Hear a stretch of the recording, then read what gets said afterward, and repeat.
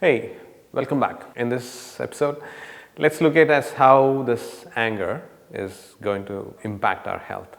Not necessarily anger, any emotion, how it's going to impact our health. So as of today, let's look at is how anger is going to impact our health. As we discussed earlier, if you're stopping the flow of energy, if you're stopping the flow of water for a few days, the water is going to smell bad. You can actually do this experiment, pick up a glass of water or a bottle of water, keep it aside for a few days and then start smelling the water after a week or 10 days.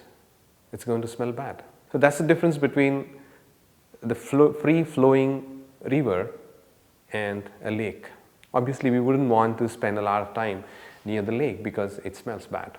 So you are also an energy form and your thoughts are also energy forms. And these emotions are again energy forms.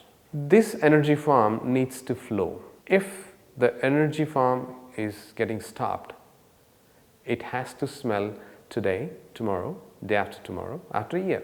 It has to, and it will. Depending on the intensity of the emotion, it tells us how quickly or how slowly it's going to show the impact on our health. Now, when an emotion comes, it wants to tell us a story about our own self. When we don't listen to it, it will try telling you many a times, 5, 6, 7, 8, 9, 10, whatever. But if you are continuously ignoring it, suppressing it, brushing it away, the only way that it can bring itself to your notice is through your body. And when something happens to the body, we just run to the doctor to figure out what the problem is, right? But all these days, all these years, when the emotion wants to tell a story about your own self, you never heard. When something happens to the body, we run to the doctor to take a pill. Now, why is that we are inviting ourselves to experience these particular health issues? So the moment we start understanding the story, what the emotion wants to tell us, you wouldn't create a reality where it becomes a health issue in the first place. Now, say for example, you're very annoyed with somebody at home. So very annoyed that you suppress the whole anger within your body. When that happens, the same day or the next day, you end up having body pains, which we generally get on a day-to-day basis, but we have ignored those emotions. So you take a paracetamol or some other tablet which the doctor gives and the body pains are gone. I am not saying you shouldn't go to a doctor to take medicines. Please, you should be giving medical assistance. But the thing is, why bring it up to an extent where you create a reality that you have to go and see a doctor? Till the time you allow this energy to flow through, you wouldn't require to go and see a doctor from the emotional perspective. From the physical perspective, you may have to go, but that's a different story altogether. Now here, when you're experiencing anger, this is an outward energy, or rather the energy is pushing itself out of you. You're fuming. So there is an energy which is going out of you. When this energy is going out of you, you are obviously stopping the flow of energy in your body. So depending on where you're pushing this energy out, that part of the body wouldn't be in sync with the flow of energy with the universe. So in that particular area, you would obviously end up having a lot of health challenges. If not today, down the line 3 months, down the line 6 months, down the line 1 year. Look at most of this heart cases. This is out of my experience. I'm making these statements. Any person who has got some cardio issues is generally an angry person. Either he doesn't know how to receive love or he doesn't know how to give love, or both, and he's always fuming. In those particular areas, this is going to impact his heart area, or he's kind of creating cholesterol blocks in his heart or the veins or arteries, right? Now, whenever there is anger, it is going to impact your liver. You're going to get a fatty liver whenever you have huge amounts of anger. It is going to impact your kidneys.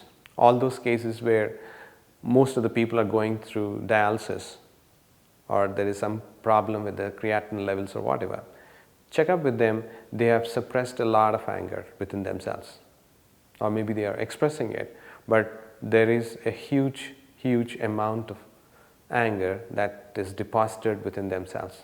This anger is wanting to tell them a story, and they are not ready to listen to it. This anger can also impact your cartilage in your knee, the drying up of your synovial fluids. Most of these cases again have a lot of anger.